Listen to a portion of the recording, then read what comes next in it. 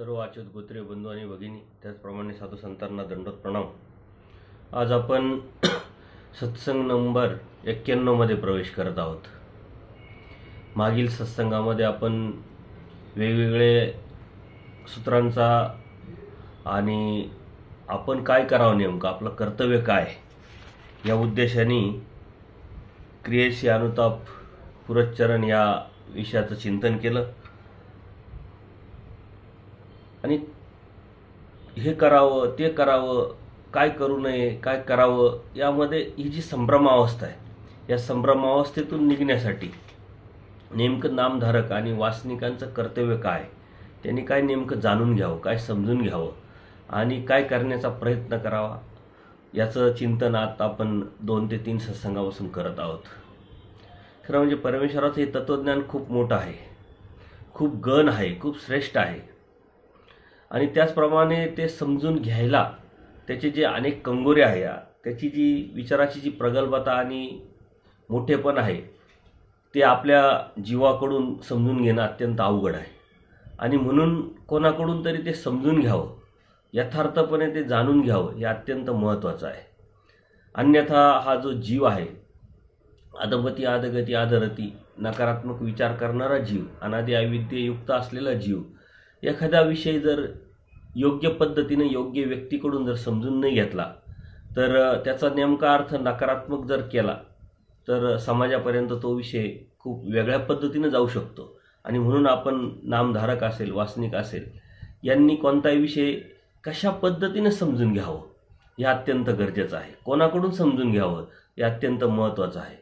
अयोग्य व्यक्तीकडून जर एखादा विषय जर आपण समजून घेतला तर तोच आपण त्याचा अर्थ लावतो आणि तोच अर्थ आपण दुसऱ्यांना सांगतो, दुसऱ्यांना सांगितल्यानंतर तोच अर्थ समाजामध्ये पसरत असतो आणि त्यातून जीवाची किंवा परमेश्वराच्या धर्माची हानी होऊ शकते, हानी होते आणि असं अनेक वेळा झालेलं आहे।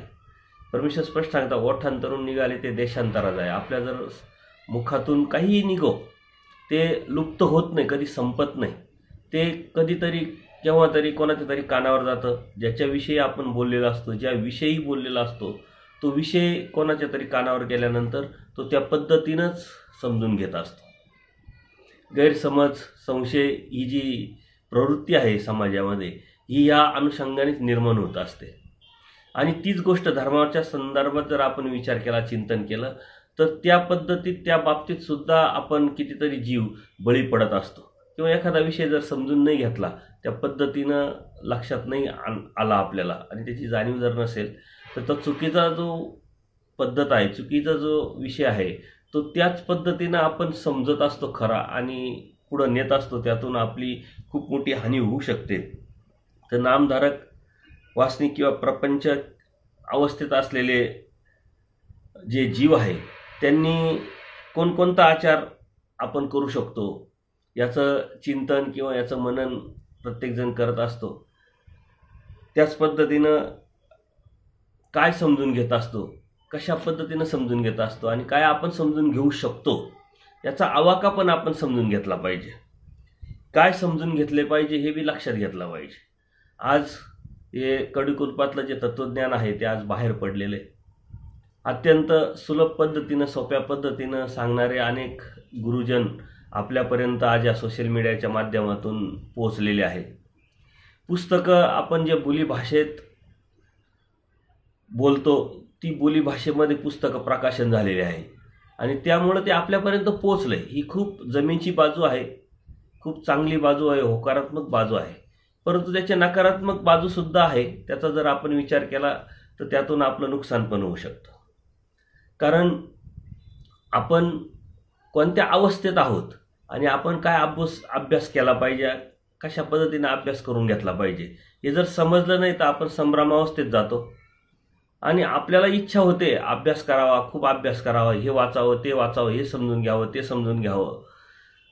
याचं योग्य पद्धतीनं आपल्याकडं आपण नियोजन न केल्यामुळं आपण खूप अभ्यास करत असतो, पण आपल्या पदरी किंवा आपल्या माथी किंवा आपल्याला जे समजण्याची जाणीवेचा जो विषय ते खूप कमी प्रमाणात समजत असतं आणि मग एक वेळ अशी येते की अभ्यास करता करता आपल्याला कंटाळा येतो कारण आपल्याला ते समजत नाही, त्या पद्धतीनं आपल्याला ती आवड निर्माण होत नाही. समजत नसल्यामुळं पुढची चिकित्सा आपल्याला राहत नाही.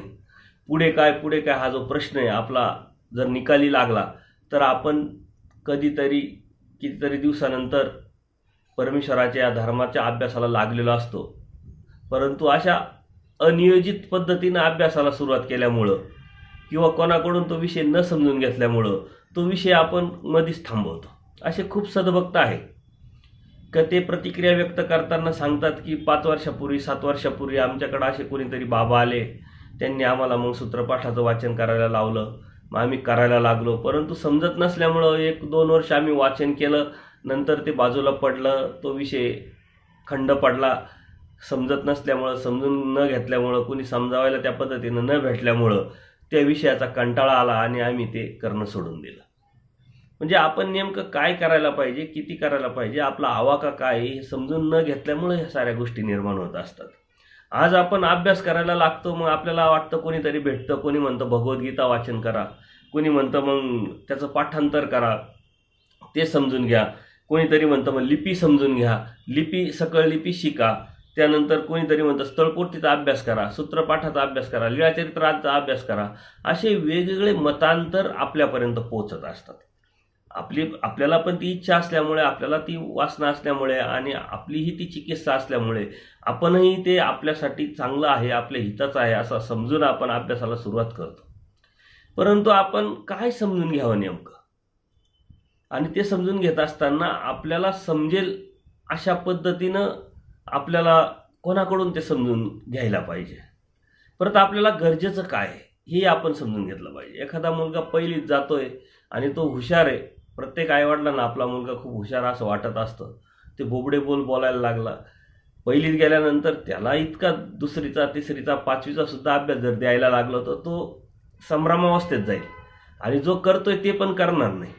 म्हणून त्याला स्टेप बाय स्टेपच देणं, स्टेप बाय स्टेपच आपण सुद्धा घेणं हे अत्यंत गरजेचं आहे. एखादा मुलगा आहे आणि त्याला लवकर मोठं करायचं आहे म्हणून आपण त्याला खूप खाल्लं म्हणजे तो लगेच मोठा होईल असं कधीच होत नाही. आपल्या कर्मराटीमध्ये म्हण आहे, तूप खाल्ल्यावर लगेच रूप येत नाही. तर याचा अर्थ काय की कोणती गोष्ट अत्यंत स्लो मोशननी म्हणजे हळूहळू आपल्याला पचेल इतकी, आपल्याला समजेल इतकी, आपल्याला रुचेल इतकी आणि त्यामध्ये आपली सतत गोडी राहिली इतकी आपण समजून घेतली पाहिजे. आता कोणीतरी जे सांगतंय ते काही चुकीचं सांगत नाही, ते अयोग्य सांगत नाही. भगवद्गीता हा आपला मूळ तत्वज्ञानाचा मूळ ग्रंथ आहे. श्री कृष्ण महाराजांनी आपल्या श्रीमुखीतून हे तत्वज्ञान सांगितले. भगवद्गीतेवरती जगामध्ये अनेक ठिकाणी अभ्यास चालू आहे, अनेक ठिकाणी अभ्यास करतात आणि या भगवद्गीतेच्याच पायावरती सर्व तत्वज्ञान अवलंबून आहे. प्रत्येकजण जे सांगतोय, जे करतोय ते भगवद्गीतेचाच आधार आहे. परंतु योग्य पद्धतीनं भगवद्गीता न समजून घेतल्यामुळे मतमतांतर निर्माण झालेले आहे. तर सांगणारा परमेश्वर, त्या परमेश्वराने या जीवाच्या उद्धारासाठी किंवा जीवाच्या हितासाठी जे तत्वज्ञान सांगितलंय तो उद्देश ह्या जीवाचे वेगळे योग्यता, अधिकार आणि समजून घेण्याची पात्रता किंवा प्रयत्न अप्रयत्न हे वेगळे असल्यामुळं त्याचे मतमतांतर, त्याची विचारधारा सुद्धा वेगळ्या झाल्या. त्याच्यामुळं आपण जर आता अभ्यासाला आपल्याला खूप वेळ कमी आहे, म्हणजे 100 वर्षाच्या आयुष्यामध्ये 50 वर्ष आपले झोपेत जातात, 25-30 वर्ष आपले अभ्यास करणं, शिक्षण घेणं, करिअर करणं, नोकरी करणं त्याच्यात जातात. राहिलेल्या 5-25 वर्षामध्ये आपल्याला परत संसार करायचा असतो, त्याची जबाबदारी पार पाडायची असते आणि एकीकडे धर्म पण सांभाळायचा असतो आणि त्या धर्मातून त्याचे मर्म, तत्व, सिद्धांत समजून घेऊन, आचार विचारप्रणाली समजून घेऊन ती आचार पण करायची असते. ही 100 वर्ष आपण जगलो तर शेवटचे म्हातारपणाचे 5-10 वर्ष तर आपण 25 वर्ष आपण पकडलेलेच नाहीये, गृहीत धरलेलंच नाहीये. कारण त्यावेळेस तर उतार वयामध्ये आपण काहीच करू शकत नाही. तसं पाहायला गेलं ते कॅल्क्युलेशनमध्ये जर बसवलं, आपण गणितामध्ये बसवलं तर आपल्याकडे वेळच नाहीये. आणि मग वेळ नसताना कमी वेळेत आपल्याला परमेश्वराचं हे प्राप्तीचं जे आव्हान आहे हे खूप मोठं आव्हान आहे. ते कसं स्वीकारायचं, कसं पेलायचं आणि कसं त्यापर्यंत आपल्याला पोहोचायचं आहे याचं जर आपण नियोजनबद्ध विचार चिंतन न करताच आपण नुसतं करायचं म्हणून जर करीत राहिलो तर आपला अनंत जन्म जसे वाया गेले तसा हा जन्मसुद्धा वाया जाईल. कारण वेळ खूप कमी असताना आपण नियोजन न करता जर करत राहिलो, करायचं म्हणून करत राहिलो तर ही बी वेळ वाया जाईल. आणि ज्यावेळेस करायची इच्छा होईल त्यावेळेस आपलं शरीर थकलेलं असेल, आपली बुद्धी थकलेली असेल, आपण काही करू शकत नाही आणि काही करू शकत नसल्यामुळं जर काही झालंच नाही आपल्याकडून, तर परमेश्वर प्राप्ती हा जो विषय आहे हा काही सहजासहजी भेटणारा विषय नाही आहे.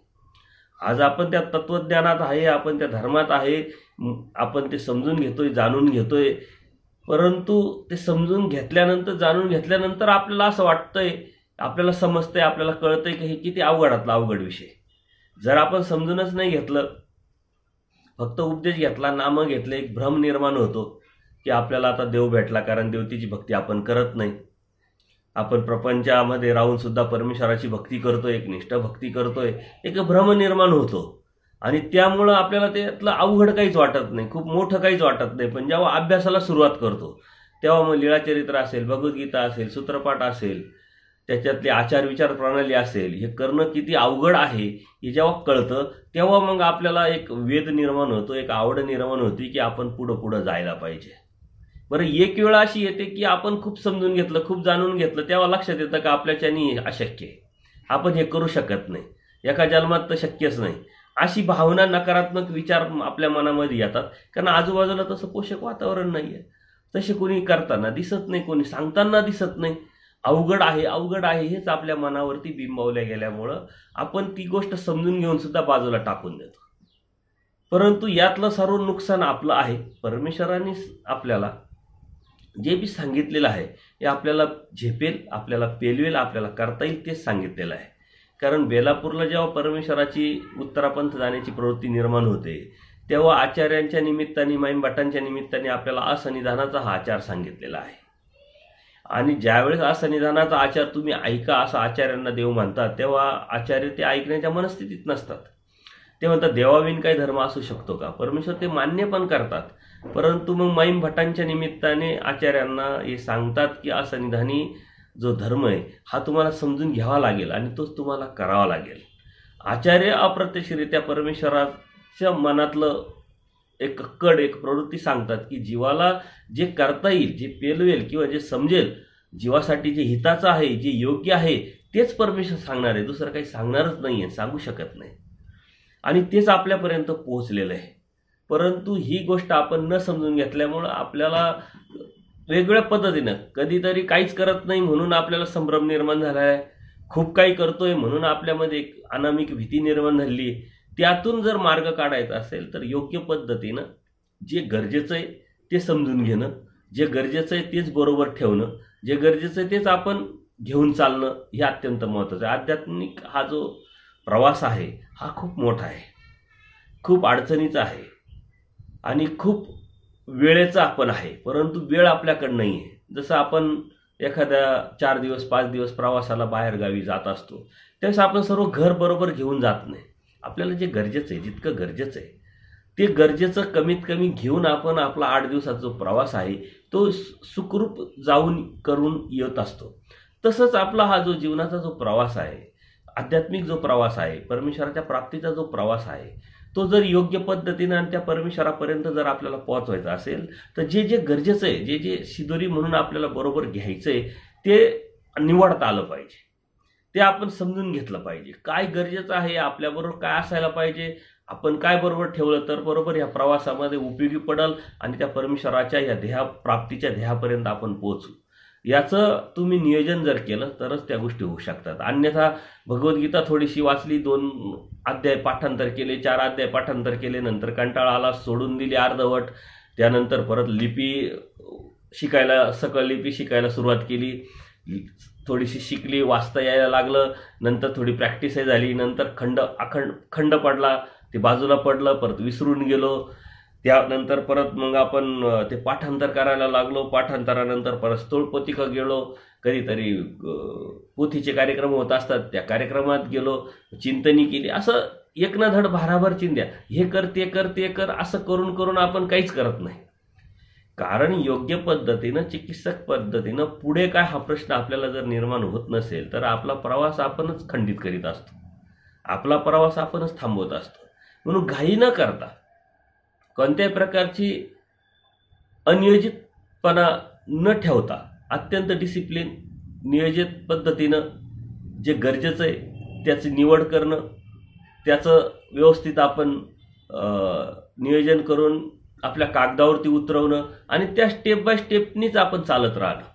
जसं आपल्याला एखाद्या ठिकाणी जायचंय, मुंबईला जायचंय, पुण्याला जायचंय, तर आपण तो प्रवास समजून घेतो आणि त्या प्रवासाच्या समजून घेतल्यानंतर त्या प्रवासाच्या दिशेने चालायला सुरुवात करतो. आपल्याला माहिती आहे हे गावं लागणार आहे, ते अडथळे लागणार आहे, ते चढ उतार लागणार, ते घाट लागणार आहे, ते वळणं लागणार आहे, सारं आपण एक मानसिकता तयार केलेली असते.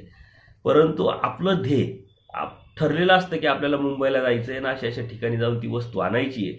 तर ते ध्येय ठरलेलं असल्यामुळं आपण त्यावरतीच एकाग्रता निर्माण करतो आणि तिथपर्यंत पोचतो. तिथून परत आपण ती वस्तू योग्य पद्धतीने घेऊन येत असतो. आतल्या ह्या अडथळ्यांचा विचार न करता आपला प्रवास बरोबर आपण करत असतो.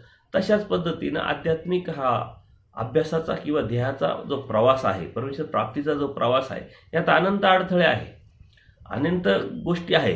परंतु त्याचा विचार न करा आपण आपलं ध्येय आपल्या समोर ठेवलं पाहिजे आणि ते ध्येय आपण जर समोर ठेवलं तर नियोजन पद्धतीनं आपण ते करू शकतो. आणि म्हणून आपण या गोष्टी समजून घेतल्या पाहिजे.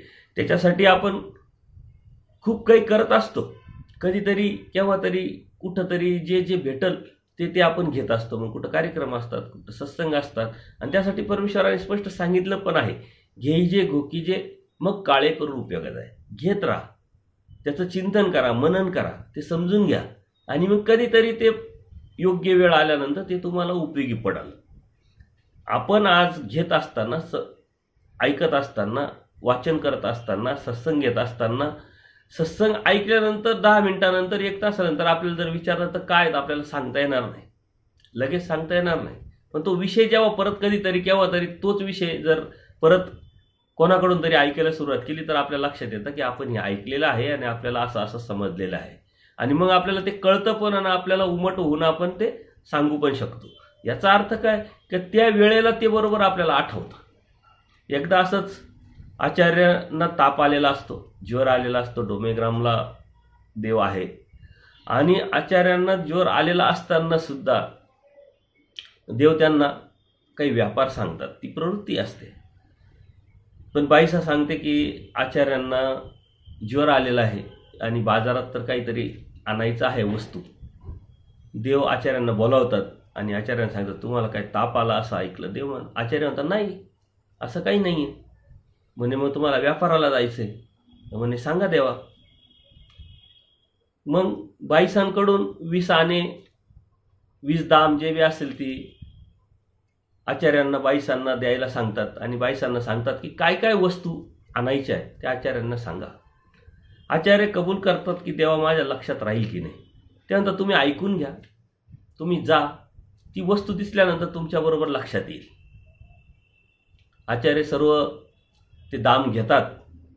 17-18 आण्याचं सर्व ज्या वस्तू आणायच्या आहेत त्या बाईसा त्यांना सांगतात आणि 2 आणे एक राहू द्यावा जास्त म्हणून ते ठेवतात. आता ज्वर आलेला आहे, देव म्हणतात काहीतरी जेवण करून जा. आचार्य म्हणतात भूक नाही आहे. आणि भूक नाही आहे असं सांगितल्यानंतर ते सर्व दाम पैसे घेऊन बाजाराला न्यायला सुरुवात करतात. आता बाजार असतो 25 ते 30 किलोमीटर लांब. आचार्य डोमेग्रामवरून निघतात. आता देवाला माहिती आहे, देव सर्वज्ञ आहे, दयाळू माळू परमेश्वर, त्यांना माहिती आहे यांना रस्त्याने कुठंतरी भूक लागणार आहे. आणि मग त्या पद्धतीनं पाठीमागं आलेले काही सद्भक्त आहे त्यांच्याकडं देव शिदोरी देतात आणि सांगतात का कुठं आचार्य तुम्हाला जर भेटले तर ही शिदोरी त्यांना द्या. पुढं जात असताना खूप त्यांना ताप आलेला असल्यामुळं गरम होतं. तिथे एक विहीर असते. आचार्यांना असं वाटतं की आपण आता आंघोळ करावी, खूप गरम होतंय. ते थंड पाण्यात आंघोळ करतात. ताप उतरतो. ताप उतरल्यानंतर त्यांना भूक लागते कडकडून. आता भूक लागली परंतु त्यांना ते आठवतं की देव तर म्हटले होते जेवण करून जा, आपणच जेवलो नाही, आता आपल्याला काय खायला. आणि तेवढ्यात ते सद्भक्त पाठीमागून येतात. आचार्यांना त्यांनी पाहिल्यानंतर ते सांगतात की देवाने तुम्हाला ही शिदोरी दिली. आचार्यांना खूप गलबलून येतं का देवाला किती काळजी आपली. मी नाही म्हणत असताना, नाही म्हटलेलं असताना सुद्धा पाठीमागून शिदोरी पाठवली आणि ती शिदोरी ते जेवण करतात. आचार्य शेवटपर्यंत ही लीळा आठवतात त्यांच्या अंतापर्यंत. आणि त्यानंतर ते बाजाराला जातात बाजाराला गेल्यानंतर साऱ्या वस्तू जी दिसली का वस्तू ती आठवायची की बाबा बाईसांनी ही वस्तू आणायला लावलेली आहे. आणि त्या साऱ्या वस्तू घेतल्यानंतर 2 दाम तर उरले, त्यांना लक्षातच नाही की 2 दाम वाढवाचे दिलेले, एक्स्ट्रा दिलेले. ते सर्व बाजार फिरतात पण त्यांच्या काही लक्षात येत नाही. सर्व वस्तू घेऊन झालेल्या आहेत तरी पण लक्षात न आल्यामुळे ते परत रोज प्रवासाला निघतात. या साऱ्या श्रमातून त्यांचा तो ताप जातो, जीवर जातो. सांगण्याचं तात्पर्य की देव सांगतात तुम्ही घ्या, समजून घ्या, जाणून घ्या. ती वेळ, ती परिस्थिती आल्यानंतर तुम्हाला ती समजेल, कळेल. म्हणून आपण सुद्धा हे शास्त्र घेतलं पाहिजे, घेत राहिलं पाहिजे. आणि त्यातूनच मग पुढे जाऊन आपल्याला ते कधीतरी केव्हा तरी उपयोगी पडणार आहे. ज्यावेळेस देव आचार्यांना बोध दातृत्व देतात परमेश्वर, त्यावेळेस देव त्यांना सांगतात की घेईजे घोकीजे मग काळे करून उपयोगात आहे. आचार्यांना बोध झालेला नाहीये, परंतु त्यांची दादोस असेल, गोविंदप्रभू बाबा असतील, रुद्रपूरला जाऊन आलेले, आणि स्वामी श्री चक्रधर असतील, यांच्याकडे सारखीच बुद्धी आहे. आणि ती बुद्धी वेगळी करण्यासाठी परमेश्वर त्यांना विचारतात की तुम्हाला हे कसे वाटतात. ते म्हणतात सारखेच. आणि मग देवाने सांगितलं की कुठं श्री गोविंदप्रभू बाबांच्या त्या लीळा, अगाध लीळा, कुठं दादोसांची ती चेष्टा, यातून ते मर्म उलगडतात आणि बोध दातृत्व करून त्यांना तत्वज्ञान समजून सांगतात. हे तत्वज्ञान समजून सांगत असताना पहिलीच वेळ आहे आणि खूप देव सांगताय, परंतु देवाने त्यांना एक अभय दिलेलं आहे का घेईजे घोकीजे मग काळे करून उपयोगात आहे. तुम्ही घ्या, समजून घ्या, जाणून घ्या. आणि ते जाणून घेतल्यानंतर कधीतरी ते तुम्हाला उपयोगी पडणार आहे. ह्याच वेळेस परमेश्वराने त्यांना अन्यावृत्ती असेल, युगधर्म असेल, विद्यामार्ग असेल, सार संसरण हे प्रकरण सांगितलेलं आहे. आणि हे प्रकरण सांगितल्यानंतर खूप काही आचार्यांना कळालं असा आपला विषय नाही, पण देवाने ते दिलं आणि देवाने सांगितलं की तुम्ही घ्या, समजून घ्या, जाणून घ्या, ते उपयोगी पडणार आहे कधीतरी. अशा पद्धतीनं आपण जे जसे आहे तसे समजून घेत असताना घेत राहावं. ही भूक आपल्याला सतत राहिली पाहिजे. आणि ही भूक जी आहे, ही भूक आपल्याला, जशी भूक लागल्यानंतर आपण काही खातो, आपण आवड निवड तिथं ठेवत नाही. भूक लागली मग समोर काय आहे याचा विचार न करता आपण ते घेत राहतो. आणि घेत राहत असल्यामुळं आपल्याला तिथं चव, पदार्थ, आवड निवड हा विषय थांबून जातो, कारण भूक लागलेली. तशी आपली ज्ञानाची जर आपल्याला भूक लागली, कोणाकडून, कुठून, कोणतं, कसं, काय याचा विचार न करता आपण फक्त ते घेत राहतो. पण आपलं डोकं त्यासाठी रिकामं ठेवलं पाहिजे. ती चिकित्सा, ती उत्सुकता आपल्याला सतत असली पाहिजे. ती जर चिकित्सा, ती उत्सुकता जर आपल्याला सतत राहिली नाही तर आपण ती घेऊ शकत नाही. आणि म्हणून या ज्या गोष्टी आहे या आपण जशा आहे तशा समजून घेण्यासाठी सतत सावध आणि सतत इच्छा ठेवली पाहिजे, वासना ठेवली पाहिजे, चिकित्सा ठेवली पाहिजे. शास्त्राभ्यास, विधी, निरूपण, उंचमडी भटांना म्हणजे आचार्यांना निरूपण करीत होते देव एकदा. तर आचार्य अचानक विचारते, जी मज हे धरवे ना, म्हणजे एवढं तत्वज्ञान तुम्ही सांगताय ते मला पकडता येत नाही किंवा मला समजत नाही, मला लक्षात येत नाही म्हटले. मग देव सांगतात हे आदृश शास्त्र आहे, हे आदृश शास्त्र आहे, म्हणजे हे खूप श्रेष्ठ शास्त्र आहे, रहस्यातलं रहस्य शास्त्र आहे, हे दुर्मिळातलं दुर्मिळ शास्त्र आहे. हे होऊन कवनाचे घर नाही रे, हे स्वतःहून कधीच कोणाला भेटणार नाही म्हटले. आपणच याची गिरीची, आपण ते समजून घेतलं पाहिजे. तुम्हाला जर वाटलं आपाप समजेल, देव देतील, देव करतील, हे स्वतःहून कधीच होत नाही. आपला प्रयत्न मग परमेश्वराचं साह्य. तर आपणच ते बघितलं पाहिजे, आपणच ते घेण्याची वासना ठेवली पाहिजे, इच्छा ठेवली पाहिजे. हे आपण पे दिजे तर आपले आपण पे दे. आपण जर त्या शास्त्राला आपण पे म्हणजे आपले पण जर दिलं तर मग आपल्याला ते शास्त्र सुद्धा कळत असतं, समजत असतं, आपले पण देत असतं. घेईजे घुकीजे मग काळे करून उपयोगात आहे म्हटले. आताचे तवायसे घेपे पाठी अनुभव जाणारी वचन वचनार्थ वचन जाऊ नये दीजे. वचन आणि वचनार्थ, वचनाचा जो अर्थ आहे तो समजून घ्या आणि ते कुठेही कधीही जाऊ देऊ नका. असं अनेक ठिकाणी परमेश्वरांनी 3 ते 4 लेळेमध्ये हे सूत्र सांगितलेलं आहे. कारण ती वेळ आपली आलेली आहे, ज्या वेळेस आपल्याला आपल्या शरीराची ठेवण पण तशीच असते. आपण कधी पाणी पित नाही, आपल्याला तहान लागते, ते शरीर आपल्याला सांगतं की आपल्याला तहान लागली, मग आपण पाणी मागतो. ते शरीर सांगतं की आपल्याला भूक लागली, मग आपण जेवण करतो. एखादा गोड पदार्थ खाण्याची इच्छा झाली तर ते शरीर सांगतं आपल्यामधली ते जो शुगर आहे ती कमी झालेली लेवल, आपल्याला गोड खाल्लं पाहिजे आणि मग ते आपण खातो. म्हणजे शरीरामध्ये जशी नियोजनबद्ध नैसर्गिक पद्धतीनं ती सारी गोष्ट ठेवलेली आहे, साचवलेली आहे, तशा पद्धतीनं आपल्या डोक्यामध्ये सुद्धा आहे. पण आपण जसा आहे, तुम्ही जिथं आहे तेच बोलाल, जिथं आहे तेच कराल, जिथं आहे तेच करण्याची प्रयत्न कराल. सतत जर परमेश्वराच्या या शास्त्रामध्ये किंवा चिंतन शास्त्रामध्ये जर तुम्ही करत राहिला तर तेच आपल्याला आठवत राहील, तेच घेण्याची इच्छा होईल. जी अवस्था आपली आहे त्या अवस्थेतच त्या गोष्टी घ्यायला पाहिजे. जर आपल्याला शुगर आहे आणि आपण गोड खायला लागलो तर आपल्याला ते घातक ठरेल. तसं परमेश्वराने सांगितलंय, जोची अवसर विषय तोच ब्रह्मविद्येशी. आपलं उतार वय आहे, आपल्याला आता काही समजत नाही, काही कळत नाही आणि आपण अभ्यासाची आश ठेवली तर काहीच करू शकत. त्यासाठी स्मरण चिंतन करणं गरजेचं आहे. आज आपण खूप भाग्यवान आहोत का आपल्याला योग्य वेळी योग्य भेटतंय. आज तरुण वर्ग अभ्यास करतोय.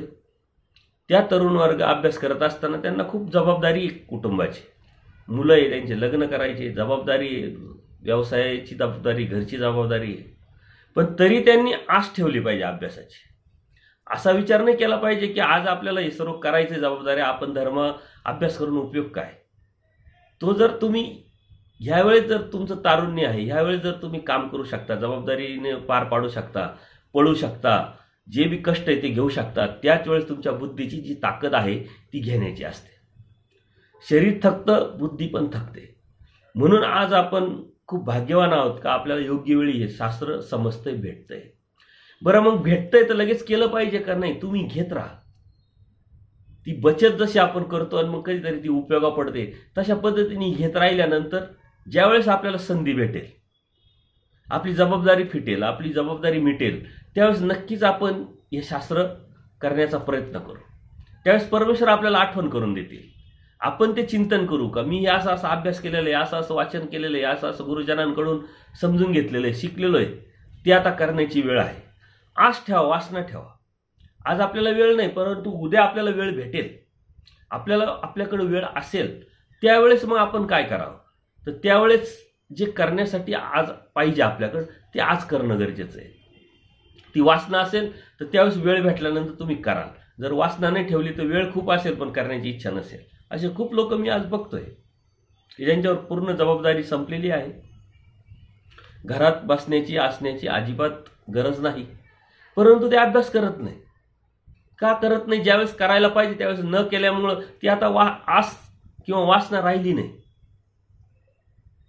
ज्यावेळेस त्यांनी ते समजून घ्यायला पाहिजे, जी बुद्धीची ताकद होती त्यावेळेस ते समजलं असतं, त्यावेळेस त्यांनी न घेतल्यामुळं आज त्यांना ते जडजड वाटतंय, त्यांना ते नकोशी वाटतंय.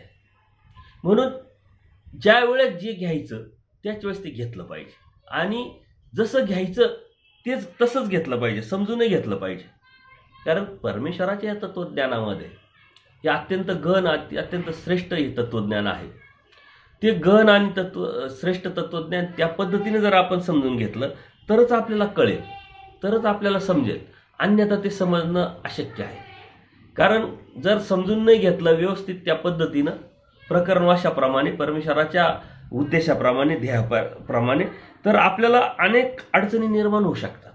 या अनेक सत्संगामध्ये आपण त्याचं चिंतन केलेलं आहे की एखाद्या गोष्टीचा चुकीचा अर्थ जर आपण घेतला, तो आपल्याला योग्य पद्धतीनं जर नाही समजला तर तसंच आपल्याकडून आचार किंवा तशीच विचारधारा, तशी दृष्टी आपली निर्माण होऊ शकते आणि त्यातून आपलं तर नुकसान होईलच होईल, धर्माची पण हानी होईल आणि पुढं आपल्या संपर्कात येणारे जे साधक आहे त्यांना सुद्धा तोच अर्थ आपण पुढे नेत राहू. एखादा विषय 100व्या माणसापर्यंत जाईपर्यंत त्याच्यामध्ये अनेक गोष्टी घुसलेल्या असतात, समज गैरसमज असेच वाढत असतात.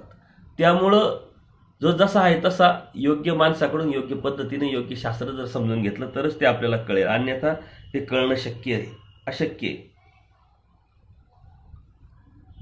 माईम भटांनी एकदा सहजच परमेश्वराला विचारलं की जी मनुष्याशी ब्रह्मविद्या कवन अवसर, ब्रह्मविद्या जी आहे हे कोणत्या वेळेत घ्यायला पाहिजे, कधी घेतला पाहिजे, ह्या मनुष्याने, या जीवानी त्याचा अभ्यास कधी केला पाहिजे, असं पूजनीय माईम भट देवाला विचारतात. त्यावेळेस देव सांगतात, जोची अवसर विषया तोची ब्रह्मविद्येशी.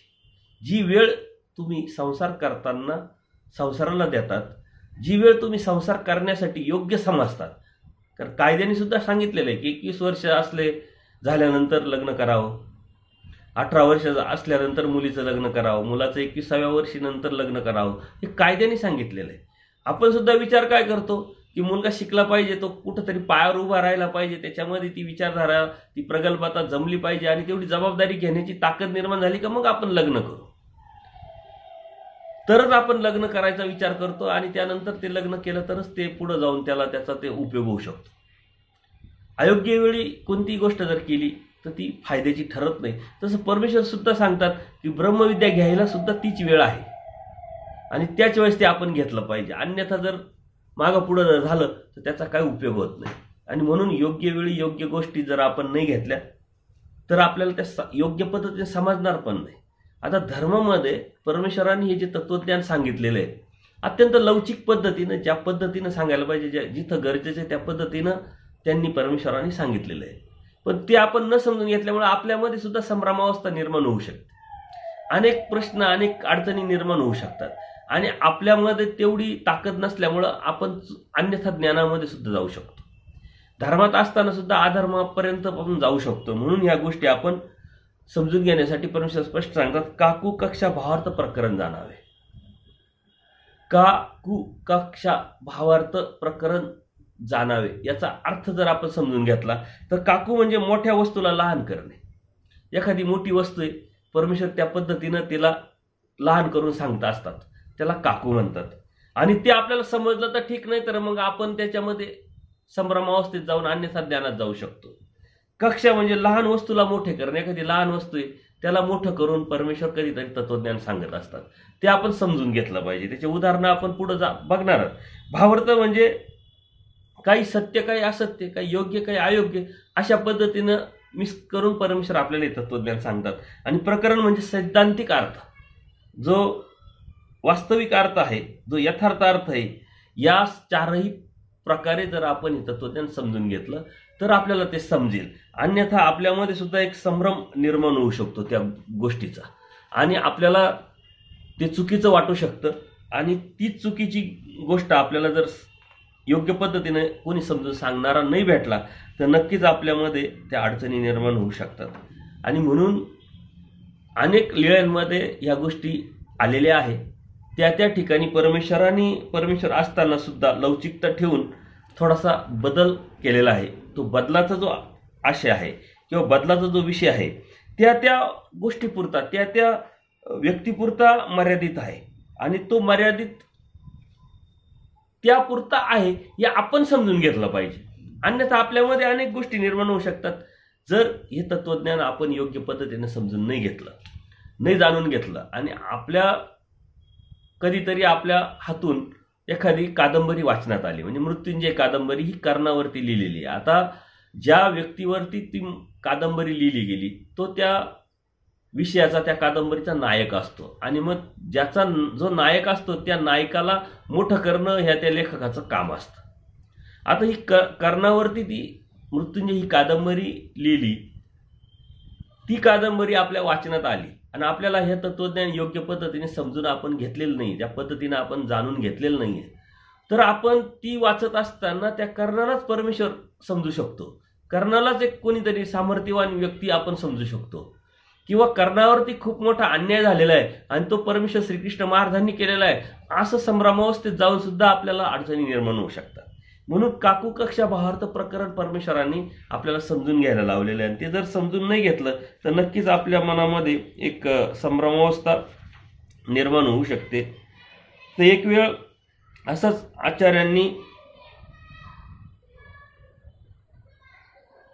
आचार्यांनी महादाईसांना विचारलं की जे गोसावी ते निरूपिले शास्त्र ते कैसे चिंतावे. महादाईसांना पण आचार्यांनी पण देवाला विचारलं की जे तुम्ही निरूपण करतात जे शास्त्र, त्याचं चिंतन कसं करायचं, त्याचा अभ्यास कसा करायचा, ते समजून कसं घ्यायचं. मग परमेश्वर परस्पर मथन की जे मग नूतन होय, तुम्ही एकामेकामध्ये संवाद केला पाहिजे. आज आपण संवादाच्या दृष्टिकोनातून जर कोणाशी चर्चा करायला लागलो तर आपला विसंवाद होऊ शकतो, कारण त्या हस्तीच्या दृष्टांताच्या माध्यमातून जर आपण समजून घेतलं, जे मला कळालं ते तुम्हाला कळालेलं नाही, जे तुम्हाला कळालं ते मला कळालं नाही. आता जे तुम्हाला कळालेलं आहे ते मी समजून घेऊन मी जर माझ्यापर्यंत पोहोचवलं तर माझ्या ज्ञानामध्ये भर पडेल. तुम्हाला जे कळालं नाही ते माझं समजलेलं जर तुम्ही समजून घेतलं तर तुमच्या ज्ञानात भर पडेल.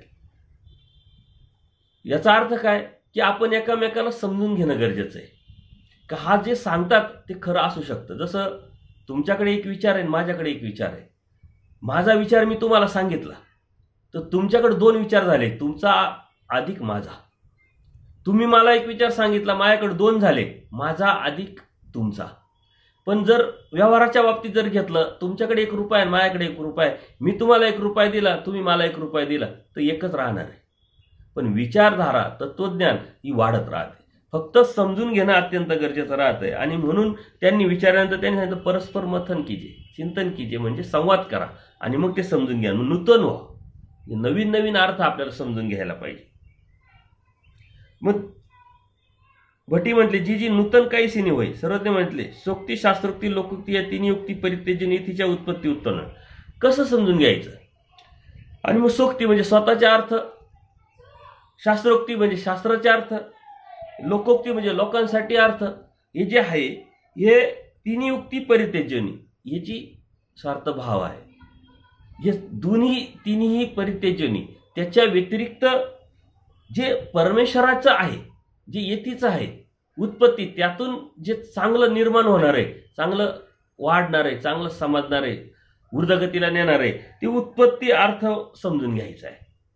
तर आपण आपल्या मनाचे अर्थ जोडून समोरच्यावरचे लादणं असं नाही, किंवा मग शास्त्र सांगून एक स्वतःचं मोठेपण पांडित्य मिरवायचंय असं नाही, किंवा लोकांनी मोठं म्हणावं म्हणून आपण ते सांगायचं असं नाही. या तिन्हीचा त्याग करून फक्त परमेश्वराने जे काय सांगितलेले यथार्थ, त्याचा उद्देश काय, त्याचं ध्येय काय, सांगण्याचं प्रकरण कोणतं आहे, कोणत्या अनुषंगाने सांगितलेलं आहे, ते सांगण्यासाठी ते चिंतन जर केलं तर एकामेकाच्या ज्ञानात फरक पडेल. आज आपल्या धर्मामध्ये जे मतमतांतर झालेलं आहे, या सूत्राचा योग्य पद्धतीनं अर्थ समजून न घेतल्यामुळं प्रत्येकजण पांडित्य मिळवतोय आणि माझंच खरं असं म्हणतोय. मला हे जे समजलंय ते दुसऱ्याला कोणाला समजलेलंच नाही, आणि जे दुसऱ्याला समजलेलं ते चुकीचं आहे असं समजून या साऱ्या गोष्टी चालल्या. इथं परमेश्वरांनी स्पष्ट हे सांगितलेले, हे आपण समजून घेतलं पाहिजे. तर परमेश्वरांचं हे आदर्श शास्त्र आहे. हे मागे आपण बघितलं की हे अत्यंत श्रेष्ठ शास्त्र आहे. कोणालाही भेटत नाही, कोणाच्याही घरात स्वतःहून जात नाही, त्याच्या स्वतःहून आपण ते काढलं पाहिजे तर आपल्याला ते कळणार आहे, आपल्याला समजणार आहे. घ्यायला पाहिजे, घोकायला पाहिजे, म्हणजे चिंतन केलं पाहिजे, मग ते कधीतरी उपयोगी पडणार आहे. अशा पद्धतीनं परमेश्वराने स्पष्ट सांगितले. वचन वचनार्थ वचन जाऊन दिजे, काकू कक्षा भावार्थ प्रकरण जाणलं पाहिजे. आणि हे तत्वज्ञान कोणाकडूनही घेतलं पाहिजे. आपल्या मनामध्ये एक भावना निर्माण झाली की याच्याकडून घ्यावं का त्याच्याकडून घ्यावं, हा नामधारक आहे, हा वासनिक आहे, हे साधारण भिक्षुक आहे, हे खूप मोठे महंत आहे, किंवा हे माझ्या नाथ्यातलेच आहे, हे माझ्यापेक्षा वयाने कमीचे, यांना काय येतं, यांच्याकडून काय समजावं. पण परमेश्वराने स्पष्ट सांगितलं मार वाढावून धर्म काढावं. म्हणजे आपल्या नाथ्यातलं कोणी असेल, आपल्यापेक्षा वयाचं कमी असेल, पण त्याला ते शास्त्र जर समजून सांगता येतं आणि ते आपल्याला समजतं तर आपण त्याच्याकडून पण घेतलं पाहिजे. परमेश्वराने सांगितलंय की तो जो जीव आहे तो एखाद्या चुकीच्या ठिकाणी जरी असेल, विषयाच्या ठिकाणी जरी असेल, पण ते शास्त्र तुम्ही ते सांगू शकतात आणि आपल्याला ते समजतं तर आपण त्यांच्याकडून घेतलं पाहिजे. एक हत्तीच्या गजस्कंदी म्हणजे अत्यंत आपल्या या विषयामध्ये लोळण घेतोय, उपभोग घेतोय, परंतु तो शास्त्र सांगू शकत असेल तर त्याच्याकडून घेतलं पाहिजे. आणि एकाचा जो आहे उखरड्यावरती लोळतोय, म्हणजे एवढं वैराग्य पण आलेलं आहे, परंतु ज्ञानेविन वैराग्य काय करावे बापी, असं परमेश्वर स्पष्ट सांगतात. तितकं वैराग्य पण त्याला आलेलं आहे, पण ते ज्ञान किंवा ते शास्त्र जर ते समजून सांगू शकत नसेल तर ते काही उपयोगाचं नाही. आणि म्हणून त्याच्याकडून घ्यायच्याऐवजी आपल्या मनामध्ये एक संभ्रम असा असतो की यांच्याकडून घ्यायला पाहिजे, हे तर आपल्याला बाह्य अंगाने दिसत नाही, पण शास्त्र कोण सांगू शकतं, ते कुठूनही तुम्ही घेतलं पाहिजे. घ्यायची तयारी असली पाहिजे, त्याच्यासाठी ती भूक आपण सतत असली पाहिजे. अगदी एखाद्या विषयाच्या ठिकाणी म्हणजे वेशीच्या ठिकाणी एखादा जीव जाऊन बसलेला आहे, परंतु ते जर सांगू शकत असेल तर आपण ते तिथूनही आपल्याला ते काढता आलं पाहिजे, आपल्याला घेता आलं पाहिजे. तर त्यापेक्षा मग नामधारक वासनिक किंवा साधारण भिक्षुक तर मोठेच आहे. त्याच्यामुळं परमेश्वर तत्वज्ञान जेव्हा सांगतात तेव्हा अत्यंत खालच्या मळालेल्या म्हणा किंवा छोट्या जीवासाठीच्या अनुषंगाने सांगतात.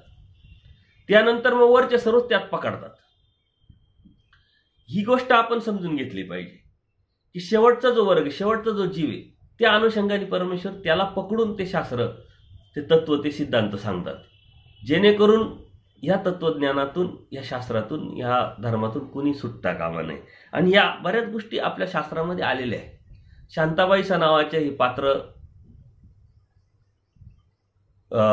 सारंग पंडिताच्या मामी, त्यांना अत्यंत कर्मराठीमध्ये 2 मुली असतात. त्यांना खूप मोठं दुःख होतं, मुलगा वारतो आणि दुःख झाल्यामुळं ते असं समजतात की आता आपण दोन्ही मुलींना घ्यावं आणि द्वारावतीला जाऊन नदीत बुडून मरावं. पण सारंग पंडिताच्या निमित्ताने ते परमेश्वराच्या सन्निधानात येतात. वेरूळला त्यांची भेट होते आणि त्यांचं जे सारं दुःख आहे ते पूर्णपणे संपून जातं. या शांताबाईसांना देवाने खूप मोठे तत्वज्ञान काही सांगितलेलं नाहीये. देवाला माहिती आहे ह्या बाईची अवाका काय, कुवत काय. ते अवाका, ती अवस्था, ती कुवत बघून परमेश्वरांनी 2-3 आचार सांगितला आणि तो आचार शेवटपर्यंत शांताबाईसांनी पाळला आणि परमेश्वराला प्राप्त झाल्या. नुसतं प्राप्तच नाही झाल्या तर परमेश्वरांनी त्यांच्याविषयी गौरवोद्गार काढलेले, हे आपण लक्षात घेतलं. त्या शांताबाईसांना निमित्त करून परमेश्वरांनी एक छोटंसं कर्मकांड त्यांना सांगितलं होतं. पण त्याचा जर आधार घेऊन आपल्यापर्यंत कुणी कर्मकांड पोचवत असेल तर ते अत्यंत चुकीचं आहे, हे आपण समजून घेतलं पाहिजे. त्यांना देवाने सांगितलं होतं की बोरी बाबळीला झाडाला पाणी घाला म्हणे. आता परमेश्वराने ते सांगितलेलं आहे, त्यांची ती अवस्था असेल, त्यांचा कर्मनाश परमेश्वराला सन्निधानात करायचा असेल म्हणून त्यांनी त्यांच्यासाठी सांगितलंय. पण त्या लीळेचा अर्थ घेऊन जर आपण तसे कर्म करायला लागलो, तसं कर्मकांड करायला लागलो, तसे प्रमाण पाळून मग आपणही म्हटलं की नाही देवाने सांगितलंय चला आपण पण मग आंघोळ करू आणि बोरी बाबळीला पाणी घालू, तेच जर एखादा विधी करायला लागला, 15 दिवस करतील, महिनाभर करतील, तर ते अत्यंत चुकीचं आहे. परमेश्वराने त्या ठिकाणी त्या जीवापुरताच तो विधी सांगितलेला आहे, त्याच्याशी आपला काही संबंध नाहीये. तो कर्मकांडामध्ये मोडतं आणि ते धर्माचा आचार नाहीये, हे आपण समजून घेतलं पाहिजे. कारण एका भिक्षुकांशी मी अशी सहज चर्चा केली की देवाचं तत्वज्ञान तुम्हाला एवढं कळतं, एवढं समजतं, तुम्ही एवढे ज्ञानी आहात, तुम्ही 5 स्थळाचा अभ्यास केलाय आणि तरी तुम्ही समाजामध्ये कर्मकांड सांगतात, विधीमध्ये लोकांना अडकतात. तर त्यांनी ह्या लीळेचा त्या आधार दिला, प्रमाण दिलं की देवाने सुद्धा म्हणे शांताबाईसांना बोरी बाबळीला पाणी घालायला लावलं, तर मग आपण आपला कर्मनाश करण्यासाठी जर काही कर्मकांड केलं, काही विधी केलं तर काय फरक पडतो, ते प्रमाण आहे म्हणे. तर हे समजून घेणं अत्यंत गरजेचं आहे की प्रकरणवश परमेश्वराने सांगितलं, अर्थ तो, सूत्राचा अर्थ तो प्रकरणवश जाणावा. सूत्र एखादा आपल्याला आडला असेल, त्याचा अर्थ तो आपल्याला समजत नसेल, तर त्या प्रकरणवशामध्ये ती लीळा कोणाच्या निमित्ताने, कोणत्या जीवाला, कोणत्या उद्देशाने, कोणत्या अवस्थेत परमेश्वराने सांगितलेली, हे जर कळालं तरच आपल्याला त्याचा अर्थ कळेल. अन्यथा आपण त्या संभ्रमावस्थेत जाऊ. काकू कक्षा भावार्थ प्रकरण जाणायचंय, कोणत्या अवस्थेत, कोणत्या ठिकाणी छोटा मोठं छोटं परमेश्वराने केलेलं आहे आणि तो अर्थ कसा सांगितलेला आहे ते आपल्याला समजून घ्यायचंय. तर ह्या ज्या गोष्टी ह्या आपण लक्षात घेतल्या पाहिजे. हे जे लीळा आहे, ह्या लीळेचं प्रकरण किंवा लीळेचं जे प्रमाण घेऊन आपण जर चुकीची गोष्ट केली तर नक्कीच आपलं ते नुकसान आहे, ते धर्माचं किंवा परमेश्वराचं नुकसान नाही आहे. आणि म्हणून या गोष्टी आपण समजून घेतल्या पाहिजे. ह्या लीळेत जेव्हा आपण जातो तेव्हा आपल्याला नंतर लगेच लक्षात येतं की त्याच निमित्ताने त्या जीवाला त्या वातावरणानुसार परमेश्वराने त्यांच्यासाठी तो विषय सांगितलेला आहे, तो आपल्यासाठी सांगितला नाही. म्हणून त्याचा आधार घेऊन आपण कोणती गोष्ट करू शकत नाही, करायला पण नाही पाहिजे. पण त्याचा आधार घेऊन जर कोणी सांगत असेल तर ते पण आपल्याला जर समजले नसेल तर आपण तेच करू. बोरी बाबूळ शिंपवणे तथा नामकरण, शांताबाईचं नामकरण करतात, बोरी बाबळी शिंपायला लावतात. उद्याचा पूजा अवसर झालेला आहे, सकाळचा भक्तिजन अवसर बघताय आणि परमेश्वर जिथं असतात तिथंच बाहेर विहिरीचे कडे एक बोरी बाबळ होती, ते भिजे केले, उभे राहिले आणि भक्तिजनांना माईबाईसांना, माईबाईसा होते बाईसांचं नाव पहिले, हे शांताबाईसांचं नाव, आणि त्यांच्याकडे दृष्टीनं अवलोकून बाई तुम्हाशी येथून विधी सांगितले. म्हणजे बाईसांना, शांताबाईसांना सांगतात का तुम्हाला एक विधी सांगतो मी, तो तुम्ही करा. काही दिवस तुम्ही हे बोरी बाबळीला पाणी घाला म्हणे, शिंपा म्हणे. आणि माईबाईसांनी ते केलं. आणि काही दिवसानंतर त्यांनी आंघोळ करून त्याचा जो विधी सांगितला होता तो फेडला. त्यानंतर शांताबाईसाचं अनुसरण होतं. त्या शांताबाईसांना नंतर देव रुद्रपूरला पाठवतात. आणि अगदी मोजक्या ज्या गोष्टी आचाराच्या अनुषंगाने, भिक्षा मागूनच खा, कोणत्या नातेवाईकाच्या इथं राहू नका, नवीन कपडे घेऊ नका, असा मोजका आचार सांगितला. आणि तो शेवटपर्यंत शांताबाईसांनी पाळला, देवापर्यंत पोहोचल्या. आता ही जी लीळा एकच आली, एकाच ठिकाणी आलेली, परत आलेली नाही. पण त्याचा आधार घेऊन जर आपण काही कर्मकांड करत असेल तर ते अत्यंत चुकीचं आहे. ह्या गोष्टी आपण समजून घेतल्या पाहिजे. तर लीळा चरित्रामध्ये अनेक अशा लीळा आहे का ती लीळा तेवढ्या पुरतीच मर्यादित आहे. ती जर त्या पद्धतीने समजून नाही घेतली तर आपण संभ्रमावस्थेत जातो, त्याचा वेगळा अर्थ घेऊन काहीतरी अधर्मामध्ये जातो, कर्मकांडामध्ये जातो, विधीमध्ये जातो किंवा अंधश्रद्धेत जातो आणि धर्मापासून आपण बाहेर जाण्याची शक्यता असते. काही ठिकाणी आता बघा, जसं मी तुम्हाला कर्णाचं उदाहरण दिलं तसं एका ठिकाणी डोमेग्रामला देव निरूपण करतात. निरूपण चालू असताना नदीचा जो प्रवाह आहे तो पाणी वाहत असल्यामुळे आवाज येतो. तर आवाज येत असल्यामुळं भक्तजनांना ते ऐकायला येत नाही. औसा असल्यामुळे औसांनी देवाला विनंती करतात का देवा आम्हाला हे आवाज ऐकू येत नाही तुमचा, तुम्ही निरूपण करता ते समजत नाही. देव काय करतात, उपरणं औसांकडे देतात आणि सांगतात त्या पाण्यामध्ये ते उपरणं टाकून या किंवा लावून या. औसा जाते, ते उपरणं लावल्यानंतर तो पाण्याचा जो आवाज आहे तो बंद होतो. सर्वांना आश्चर्य वाटतं का कसं काय बंद होतं. तर देव ते सांगतात की औसांच्या सामर्थ्याने हे बंद झालंय. आता खरंच औसांकडे ते सामर्थ्य होतं का आणि खरंच औसांच्या सामर्थ्याने ते झालंय का, ही देवकृपा आहे किंवा देवाचं सामर्थ्य किंवा परमेश्वरांनी एक औसांना मोठेपण दिलेलं आहे. याचा अर्थ त्या औसांकडे काहीतरी सामर्थ्य होतं आणि त्यांनाच मोठं समजून त्या पद्धतीनं आपण जर भक्तीच्या त्या दृष्टी बदलली तर हे चुकीचं आहे. तर ह्या ज्या गोष्टी आपण समजून घेतल्या पाहिजे. किंवा डांगरेश नावाचे जो कुत्रा होता औसाचाच, देवाच्या सन्निधानात आलेले. डांगरेशाचं जेव्हा देवावसन जातं तेव्हा देव उदास होतात. तर साऱ्या भक्तांना सांगतात का तुम्ही जा इथून. सर्व भक्त जातात, पण डांगरेश जो कुत्रा आहे तो काही जात नाही. देव त्यालाही सांगतात तू पण जा. तो उठतो, त्याला दुःख होतं. देवाला प्रदक्षिणा घालून तो जातो आणि मातीमध्ये रेतीमध्ये आपलं तोंड खुपसून स्वतःचा देहाचा त्याग करतो. सारे भक्त येतात. देव म्हणतात तुम्ही सर्व आले पण डांगरेश नाही आला. ते म्हणे कुत्रे त्याला काय कुठंतरी पोट भरायला गेला असेल. देव म्हणतात तसं नाही, जा मग बघा. जेव्हा ते बघायला जातात तर अशा अवस्थेत सापडल्यानंतर देव स्पष्ट जीवाला या लोकांना सांगतात की तुमच्यापेक्षा ते कुत्र बरं, म्हणजे तुमच्यापेक्षा ते सुने चांगले म्हणे. याचा अर्थ यांच्यापेक्षा, या भक्तांपेक्षा खरंच ते कुत्र चांगलं असं म्हणायचं नव्हतं देवाला. आपण ते समजून जर तोच अर्थ घेऊन जर पळालो तर आपल्याला नक्कीच चुकीच्या रस्त्यावरती आपण जाण्याची शक्यता असते. देवाने त्या आचाराच्या अनुषंगाने तिथं ती लवचिकता निर्माण केलेली आहे. आणि त्या जीवाला, त्या भक्तांना त्यांची किंमत किंवा त्यांची अवस्था किंवा त्यांची योग्यता अयोग्यता समजावण्यासाठी परमेश्वराने तुमच्यापेक्षा ते कुत्र चांगलं असं म्हटलेलं आहे. नाहीतर आपण वेगळा अर्थ घेऊन कुठंतरी भरकटण्याची शक्यता नक्कीच निर्माण होऊ शकते. कोणीतरी ब्राह्मण आहे, आचार्यांची भेट झाली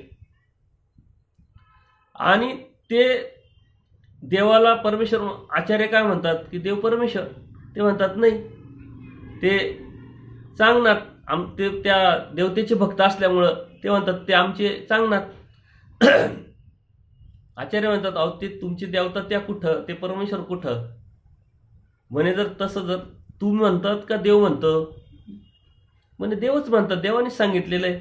म्हणे चला देव जर म्हटले ना तर मी माझं धोतर काढून फेकून देईल, टक्कल करल आणि मी निघून जाईल म्हणे. आचार्यांना तेवढी शाश्वती असल्यामुळे आचार्य त्यांना घेऊन येतात देवापुढं. सर्व वृत्तांत सांगितल्यानंतर देव आचार्यांचं खरं नाही म्हणत. देव म्हणतात हे म्हणतात ते, ब्राह्मण म्हणतात हे खरं. आचार्यांना आश्चर्य वाटतं. त्यांनी मांडीवर थाप मांडली, मी जिंकलो म्हटले आणि निघून गेले. आचार्य म्हणतात देव तुम्ही असं कसं काय? म्हणे त्यांनी कपडे फाडावे, टक्कल करावं आणि उत्तरेकडे दिशेने निघून जावं आणि स्वतःच्या जीवाचं अहित करावं, त्यापेक्षा मी थोडा वेळ जर त्याच्या देवतेचं, त्याची जी श्रद्धा आहे, त्याची जी भक्ती आहे, तेवढं झालं तर काय फरक पडतो? ही लीळा घेऊन आपण जर त्याच अनुषंगाने परमेश्वराकडे दृष्टी जर बदलवली किंवा त्या दृष्टीने जर परमेश्वराकडे बघायला लागलो तर आपली ती किती चुकी आहे. म्हणून परमेश्वराने काही ठिकाणी लहान्याला मोठेपण दिलेले आहे, मोठ्याला छोटेपण दिलेले आहे. भावार्थाने परमेश्वराने काही योग्य सांगितलं, काही सत्य सांगितलं, काही असत्य सांगितलं. अन्यावृत्तीमध्ये परमेश्वराने देवतेला देवताच म्हटलं, परमेश्वर म्हटलं. परंतु तेच आस्ती परीमध्ये जर घेतलं तर तिथं परमेश्वर स्वतःला देव म्हणून घेतात, देवता म्हणून घेतात. मग परमेश्वर देवता झाल्या का? तर ही जी संभ्रमावस्था आहे, ही शास्त्राची जी गोष्ट आहे, ही आपण समजून घेतली पाहिजे. खूप काही करण्यापेक्षा नेमकं अचूक समजून घेऊन जर आपण अभ्यासाचं नियोजन केलं तर नक्कीच आपल्याचा अभ्यासाचा जो वेग आहे, आपला जे धर्माची जी प्रवास आहे, याच्यामध्ये नक्कीच आपलं वेग आपल्याला पकडता येईल आणि योग्य दिशेने जात असताना योग्य ठिकाणी योग्य वेळी आपण त्या ध्येयापर्यंत पोहोचू शकतो. म्हणून आपण काय नेमकं करतोय? कितीतरी अशा लीळा आहे, मग त्या बाईसांच्या बाबतीत असेल, काही महादाईसांच्या बाबतीत असेल, काही आचार्यांच्या बाबतीत असेल, काही औसांच्या बाबतीत असेल, अशा कितीतरी लीळा आहे का परमेश्वरानं त्या जीवाला बोध द्यायच्या अगोदर त्या घडलेल्या आहे. बोध दिल्यानंतर त्यांचं वागणं आणि बोधाच्या अगोदरचं त्या जीवाचं वागणं, याच्यामध्ये खूप तफावत आहे, खूप फरक आहे. परंतु आपल्याला ते न समजल्यामुळे बोधाच्या अगोदरच्या ज्या लीळा आहे त्या जर समजून आपण त्याचाच अर्थ घेऊन आपण जर पळालो तर कर्मकांडामध्ये जायला वेळ लागत नाही, अंधश्रद्धेमध्ये जायला वेळ लागत नाही. जोपर्यंत बोध नव्हता तोपर्यंत परमेश्वर महादाईशाला सांगतात वाराणसी जाताय, जाऊ नका. कशाला जाता? असले माणसं, तिथं माणसं, असं पाणी तसंच पाणी, तुम्हाला सन्निधान महत्वाचं आहे. पण ते ऐकत नाही. दादोस त्यांना बिघडवतात, वाराणसीला जातात. देव त्यांना काय म्हणतात, वाराणसीला चाललेच आहे तर मग तिथं काय करा? जागा भाड्याने घ्या, स्वतः हे करा, स्वयंपाक करा, आंधळा पांगळा जो असेल त्याला खाऊ घाला. त्यांना त्यावेळेस बोध नव्हता म्हणून परमेश्वराने सांगितलं. जर आपण ते म्हणलं नाही, देवानेच सांगितलं ना असं करायला, मग आपण केलं तर काय फरक पडतो? बोधाच्या अगोदरचं ते सांगणं परमेश्वराचं, तेच महादाईसा बोधाच्या नंतर कशी वागते आणि अगोदर कशी वागते, याच्यामध्ये खूप मोठा फरक आहे. इथं परमेश्वर त्यांना सांगतात जाऊ नका, तर ते ऐकत नाही परमेश्वराचं. आणि बोधानंतर ज्यावेळेस त्यांना आणायला दादोस पाठवतात त्यांच्या आईला आणि बहिणीला, तर ते पाय मोडलेला नसताना पाय मोडण्याचं नाटक करतात आणि परमेश्वराच्या सन्निधानापासून जात नाही. बोधानंतर माणसामध्ये बदल होतो. बोधाच्या अगोदरचा बदल परमेश्वर कधी त्याला हात लावत नाही, स्पर्श करत नाही. कोणी कर्मकांड करतंय, कोणी विधी करतंय, कोणी एकादशी पकडतंय, कोणी उपास तापास धरतंय, परमेश्वर करू देत आहे, कारण त्यांना बोधच नाहीये. ते त्या नजरेने त्या दृष्टीने परमेश्वराकडे बघताय.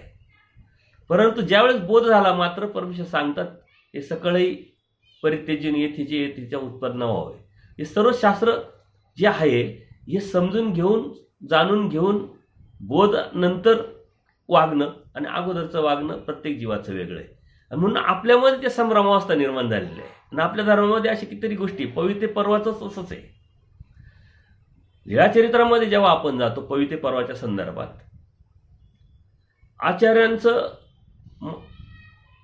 आचार्यांनी पवित्र पर्व केलं, बाईसांनी पवित्र पर्व केलं, ते त्यांच्या बोधाच्या अगोदरच. आचार्यांना त्यावेळेस बोध नव्हता. दादोस हे अन्य मार्गाचे, अन्य राहटीचे, त्यांनी ते पवित्र स्वतःला करून घेतलं. त्यांनी बाईसांना केलं. याचा अर्थ काय की ह्या सर्वांनी मला करावं. आणि मग आता दादोसांनी करून घेतलं, दादोसांनी बाईसांना केलं, मग आपण देवाचं केलं पाहिजे म्हणून या सर्व भक्तांनी देवाचं पवित्र केलं. जशा 8 दीपावळी आपल्या लीळाचरित्रामध्ये दिसतात तशा 8 पवित्रेचे कार्यक्रम दिसत नाही. कारण का तर तो आपल्या धर्माचा आचारच नाही, तत्वच नाही, सिद्धांतच नाही. त्या अन्य रहाटीचं आपल्याकडे आलेलं आहे आणि तेवढ्याच 2 लीळा आलेल्या आहेत तिथं. आणि त्या 2 लीळेचा आधार घेऊन आज त्याचा इतका प्रकरण करतात, खूप मोठा मोठा कार्यक्रम आपल्याकडे ते येत आहे. असे कितीतरी छोटे छोटे आचार गोष्टी आपल्या लक्षात न आल्यामुळं किंवा लक्षात आपण न घेतल्यामुळं कर्मराटीचं आपल्या धर्मामध्ये आलेलं आहे. आणि त्या कर्मराटीच्या आचारालाच आपण आपला दैवराटीचा आचार समजून तो मुख्य आचार झालेला आहे. यावरती आपण चिंतन केलेलं आहे. पुन्हा आपण हे समजून घेतलं पाहिजे, काकू कक्षा भावार्थ प्रकरण कोणत्या जीवाला कोणत्या वेळेस परमेश्वराने ते सांगितलं, करायला लावलं, त्यावेळेस त्यांना बोध होता का? बोध झाल्यानंतर त्या जीवाला परमेश्वरांनी कोणत्या प्रकारचा आचार आणि तत्वसिद्धांत सांगितले, यामधला जर फरक आपण जर समजून घेतला तर मग आपल्या लक्षात येईल. अशा खूप गोष्टी आहेत तत्वज्ञानामध्ये का बोधाच्या अगोदर परमेश्वरांनी त्या गोष्टी करायला लावलेल्या आहेत. त्या आपण न समजून घेतल्यामुळं आपल्याला त्याचाच आधार घेऊन, प्रमाणे घेऊन आपण संभ्रमावस्थेत जातो. आणि काही लोक त्याचाच आधार प्रमाणे घेऊन आपल्याला बी संभ्रमावस्थेत नेत असतात. त्या ठिकाणी आपण सावध राहिलं पाहिजे. आणि ती सावधानता येण्यासाठी आपल्याला शास्त्र जसं आहे तसं यथार्थपणे आपण जर समजून घेतलं तर नक्कीच आपल्याला याच्यापासून सावधानता निर्माण होऊन आपण अधर्मापर्यंत जाण्याची शक्यता निर्माण होणार नाही, हे नक्की. परंतु दुसऱ्यावर अवलंबून राहिलो ना, आपण समजूनच नाही घेतलं, जाणूनच नाही घेतलं, तर नक्कीच आपल्याला कुठेतरी धोका होऊ शकतो. महादायसांना ज्याप्रमाणे विधी निरूपण करतात वाराणसीच्याच ठिकाणी, ते बोधाच्या अगोदरचा विषय.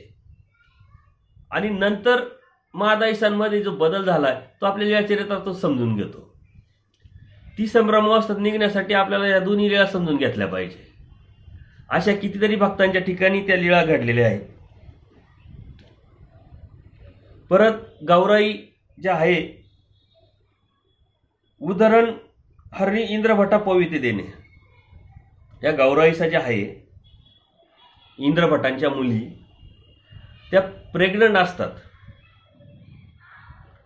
आणि त्यांना प्रवास करायचा असतो. प्रवास करत असताना देवाचं दर्शन घेऊन ते निघतात प्रवासाला बैलगाडीमध्ये. पुढे जाऊन त्यांचं पोट दुखायला लागतं.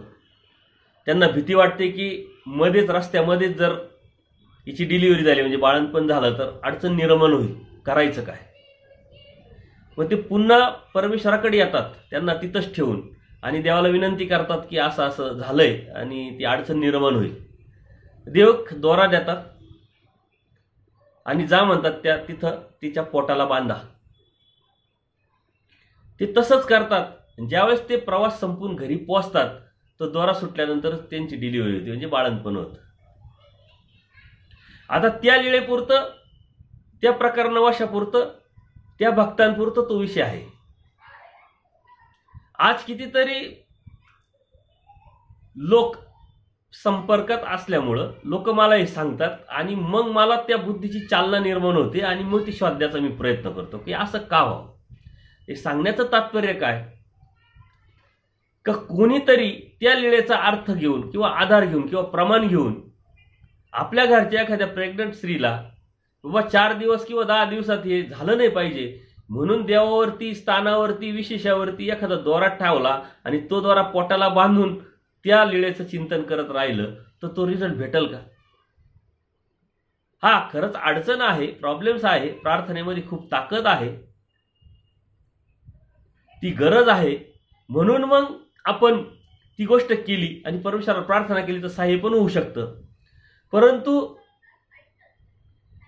ह्या ज्या गोष्टी आहेत ह्या करत असताना आपण जेव्हा त्याचा चुकीचा अर्थ लावतो की उद्या 4 दिवसानंतर शुभ दिवस आहे, शुभ मुहूर्त आहे, तेव्हाच आपल्या घरची ती पत्नी असेल किंवा या असेल डिलिव्हरी व्हावी आणि म्हणून याचा आधार घेऊन त्याचा जर वापर ते करत असतील आणि त्याच दिवशी मग ते सोडायचं आणि त्यावेळेस मग ते बरोबर होईल, नाही झालं का मग ती लीळा खोटी, ते तत्व खोटं. ते आपल्याला नकारात्मक भावनेकडे घेऊन जाऊ शकतं आणि मग आपण धर्मावरून जाऊ शकतो. म्हणून ह्या ज्या गोष्टी आहेत या आपण समजून घेतल्या पाहिजे. लीळा चरित्रामध्ये अशा खूप गोष्टी, खूप असे उदाहरणं देण्यासारखे आहे की आपल्याला त्या संभ्रमावस्थेत नेतात की परमेश्वर सर्वशक्तिमान सर्वश्रेष्ठ, मग परमेश्वरांनी असं का सांगावं, असं का बोलावं, असं का दाखवावं, असं का करावं. परंतु ती परिस्थिती कोणती होती, ती वेळ कोणती होती आणि त्या वेळेनुसार, ती परिस्थितीनुसार आपण ते समजून घेतलं तर नक्कीच आपली संभ्रमावस्था दूर होईल. खरं म्हणजे आपण अभ्यासाच्या अनुषंगाने गेली 90 सत्संग घेतले. हा 91वा सत्संग आहे. अजूनही 2-4 सत्संग या संभ्रमावस्थेतून आपल्याला बाहेर काढण्यासाठीच मी घेणार आहे. कारण खूप अशा गोष्टी जेव्हा आपण क्लिअर होतो, स्पष्ट होतो, तेव्हा आपल्याला अभ्यासाचा जो स्पीड आहे ना तो पकडता येईल. आपल्याला अशी घाई झालेली सूत्रपाठात जायचं, अरे पण कळालंच नाही तर ते सूत्रपाठात जाऊन उपयोग काय. लीळाचरित्रात जायचं, लिपीत जायचं, लिपी शिकायची, प्रॅक्टिस नाही झाली की विसरून जायचं, नंतर परत वर्षानंतर ती लिपी घ्यायला तर डबल परत शिकावं लागेल. कळत काहीच नाही, स्थळात जायचं, घाई झालेली. ती घाई न करता धर्माचे हे कंगोरे आहे, तत्वज्ञानाचे जे कंगोरे आहे, लीळाचरित्रातले हे जे कंगोरे आहे हे समजून जर घेतले तर पुढं जाऊन आपल्याला ती विषय, तो गोष्ट समजून घ्यायला अत्यंत सोपं जाईल. आणि म्हणून हे आपण सत्संग घेत असतो. तुमच्या निमित्ताने माझी संभ्रमावस्था दूर होते, माझ्या निमित्ताने तुमची होते आणि परमेश्वराच्या कृपेने आपली सर्वांची ही संभ्रमावस्था दूर होऊ आणि आपल्याला यथार्थ तत्वज्ञानापर्यंत परमेश्वराने घेऊन जावं ही सदिच्छा व्यक्त करू. मागच्या सत्संगाला खूप सद्भक्तांनी खूप मोठा असा प्रतिसाद दिला, त्याबद्दल सर्वांचे धन्यवाद. या सत्संगाविषयी सुद्धा प्रतिक्रिया नक्की कळवा. सबस्क्रायबर करा, लाईक करा. दंडोत प्रणाम, दंडोत प्रणाम, दंडोत प्रणाम.